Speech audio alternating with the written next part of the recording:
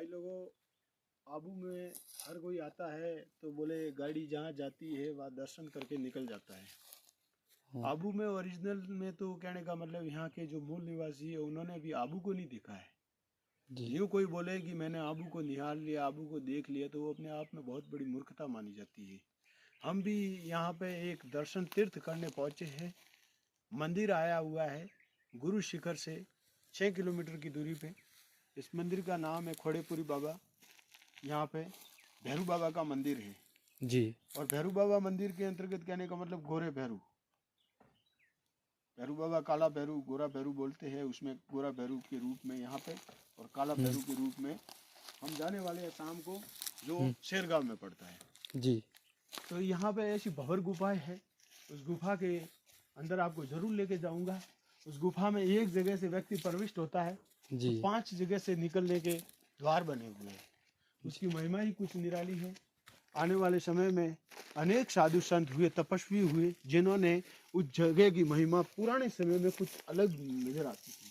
उसी के अंतर्गत ये आपको समाधि के दर्शन हो रहे हैं। यहाँ पास में भी ये समाधि है। तो कहने का मतलब उस जमाने में हर कोई सिद्ध इतना तप जाता था, भक्ति के रोम रोम में राम रमा लेता था। तब कहने का मतलब वो श्वास को कंट्रोल करके अपनी समाधि गाड़ लेता था, जिंदी की जिंदी। इसलिए इनको जीवित समाधियों का दर्जा मिला हुआ है। वो साधु संत आज भी यहाँ की घंटियों की टुंकार बजाने के लिए सुबह शाम पहुँचते हैं।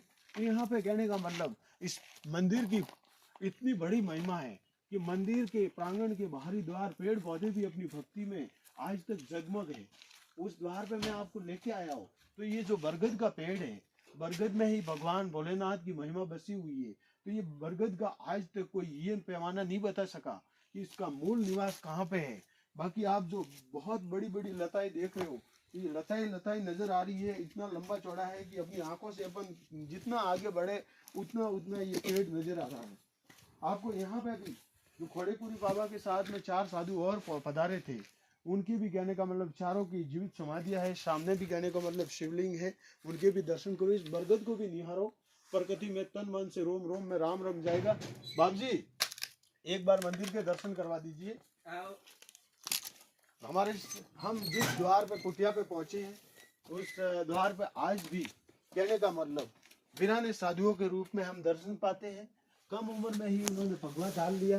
जीवन में कहने का मतलब कि जब 15 वर्ष के थे तब से इन साधु मंडली में शामिल है।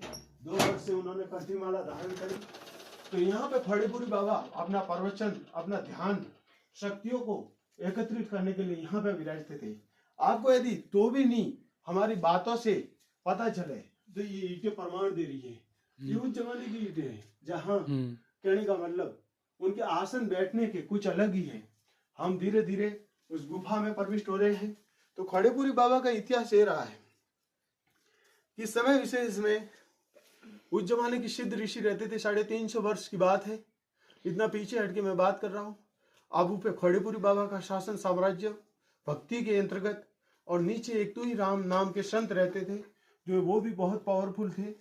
वो अकाल भी गहरा पड़ा था। उस अकाल के कारण उनकी गाय आबू की ओर चढ़ने के लिए, घास रोटियां खाने के लिए पहुंचती थी।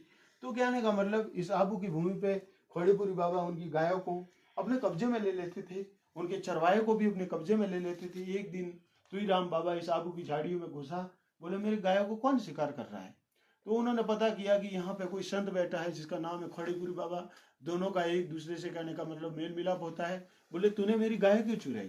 तो बोले आप अपना मनोबल, आपका शक्ति प्रदर्शन बताइए तो ही मैं इन गायों को अपने कहने का मतलब वंशीकरण से विमुक्त कर सकता हूँ। तो खोड़ेपुरी बाबा और तुई राम का एक दूसरे में आपस में शक्ति संग्राम चला, परंतु वो कहने का मतलब भक्ति का शक्ति संग्राम था। भक्ति में ऐसी शक्ति कि तुई राम ने इस आबू के एक एक पेड़ पौधे से तू ही राम की ध्वनि गुंजायमान कर दी। संसार जगत में है कि नाम तू ही राम, तू ही राम, तू ही राम, तू ही रहीम, तू ही कृष्ण, हर नाम में खुदा रहा। उसी हिसाब से उसी खोड़ेपुरी बाबा ने कहने का मतलब प्रति उत्तर में ऐसी शक्ति प्रदर्शन किया कि हर पेड़ के पत्ते पे एक एक बाघ बैठा दिया। तो ऐसी जगह है आबू के अंतर्गत उत्तरज गांव में आई हुई है। उस जगह पे खड़ेपुर बाबा ने एक समय ऐसा चमत्कार भी दुनिया के सामने दिया कि वो रात में, कहने का मतलब कि अलग अलग रूप धारण करते थे, परंतु कहने का मतलब वो खुश होते थे तो दुनिया को निहाल करने का भी काम करते थे। एक दिन उन्होंने 16 गांव के आबू के वासियों को निमंत्रण दिया कि भाई आज आप हमारी कुटिया में भोजन लेने के लिए पहुंचिए। तो 16 गांव के लोगों को, कहने का मतलब, उन्होंने 5 पकवान खिला दिए थे। वो एक छोटा सा, कहने का मतलब, खड़ेपुरी बाबा का जो क्या बोलते हैं उसको, खप्पर, उस खप्पर में 16 गांव के लोगों को निमंत्रण दिया था।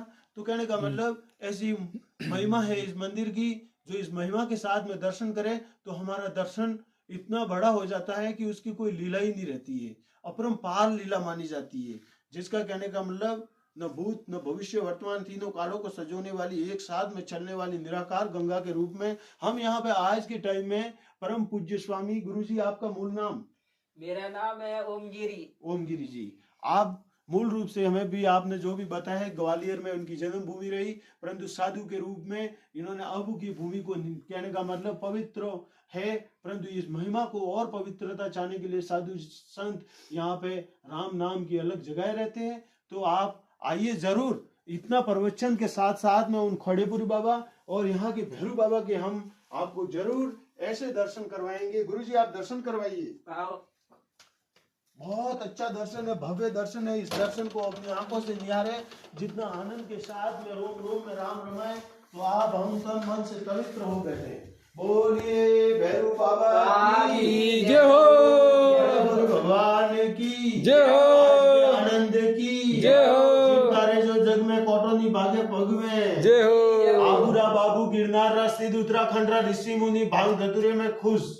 तो बोलिए आबूराज की जय हो। जय श्री राम। जय श्री राम।